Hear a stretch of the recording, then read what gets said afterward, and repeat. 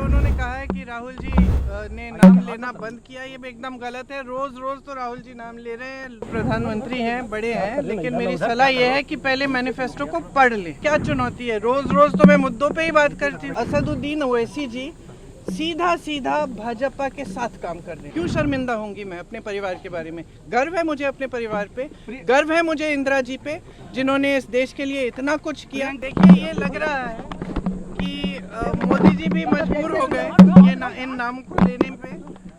और जो उन्होंने कहा है कि राहुल जी ने नाम लेना बंद किया, ये एकदम गलत है। रोज रोज तो राहुल जी नाम ले रहे हैं, रोज रोज बात कर रहे हैं इसके बारे में। तो एक सवाल और है कि जिस तरह कांग्रेस के मैनिफेस्टो को लेकर पीएम मोदी लगातार कह रहे हैं कि मैनिफेस्टो में इस तरह की चीजें आ रही हैं। तो मेरी सलाह ये है उन्हें, हालांकि वो प्रधानमंत्री हैं, बड़े हैं, लेकिन मेरी सलाह ये है कि पहले मैनिफेस्टो को पढ़ ले, फिर उस पर टिप्पणी करें। उन्होंने पढ़ा नहीं है, जो उनके मन में आता है वो कह देते कि इसमें लिखा है।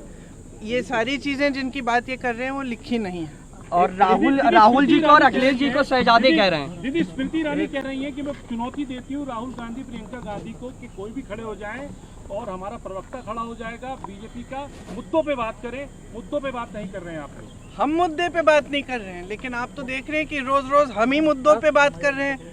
वो लोग पता नहीं क्या क्या कह रहे हैं। और क्या चुनौती है? रोज रोज तो मैं मुद्दों पे ही बात करती हूँ।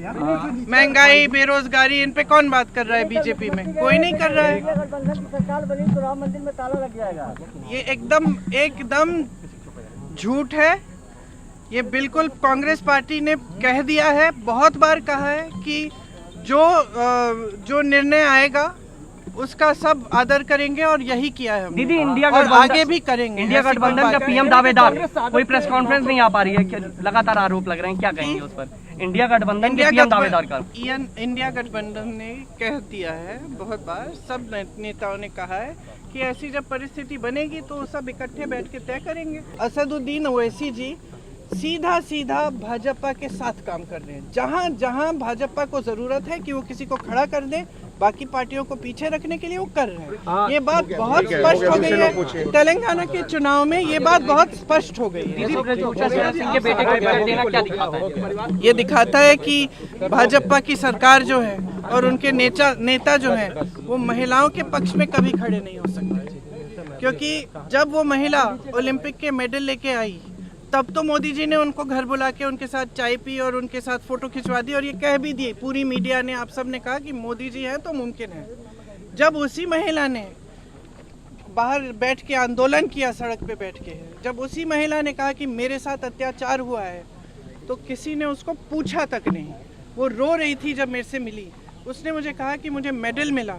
मैंने सोचा था कि अगर मैं बैठूंगी तो कम से कम मेरी सुनवाई होगी, कोई तो सुनेगा, लेकिन सरकार में किसी ने नहीं सुना। और आज ये परिस्थिति है कि कि उनके बेटे को टिकट मिल गया है चुनाव में। तो ये स्पष्ट हो गया है कि महिलाओं के अत्याचार की बात, महिलाओं के आरक्षण की बात, ये सब चीज़ें जो जब ये लोग कहते हैं कि हम खड़े हैं महिलाओं के लिए या हम आरक्षण दिलवा रहे हैं, तो ये सब चुनावी, उनके लिए चुनावी जुमले हैं, बस इससे ज्यादा कुछ नहीं।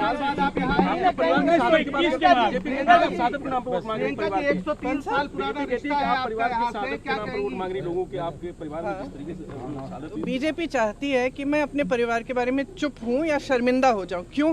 क्यों शर्मिंदा होंगी मैं अपने परिवार के बारे में? गर्व है मुझे अपने परिवार पे, गर्व है मुझे इंदिरा जी पे, जिन्होंने इस देश के लिए इतना कुछ किया, जिन्होंने पाकिस्तान को तोड़कर बांग्लादेश बनाया। गर्व है मुझे इंदिरा जी पर कि उनकी शहादत हुई इस देश के लिए। राजीव जी के ऊपर गर्व है मुझे कि उनकी शहादत हुई। क्यों नहीं बोलूँगी? मैं क्या चुप रहूँ और इनको गालियाँ देने दूँ? और ये सुबह से शाम तक सिर्फ ये कहते हैं कि इंदिरा जी जैसी शहीद, राजीव जी जैसे शहीद देशद्रोही थे। मैं चुप रहूं? कैसे चुप रहूंगी?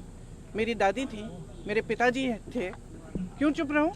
प्रियंका जी, 103 साल पहले नेहरू जी यहाँ आए थे, सैकड़ों किसानों की शहादत हुई थी। 103 साल पुराना रिश्ता हो गया है जी। आज आप कैसे देखती हैं 100 साल के रिश्ते को? देखिए, मैं बार बार ये अपने भाषणों में भी कहती हूँ कि बाहर से ऐसे लगता है, और आप लोग खूब इस बात को कहते हैं कि ये परिवारवाद है और गांधी परिवार है तो यहाँ पे कोई भी वोट दे देगा गांधी परिवार के नाम। आपने अभी कहा शहादत के नाम।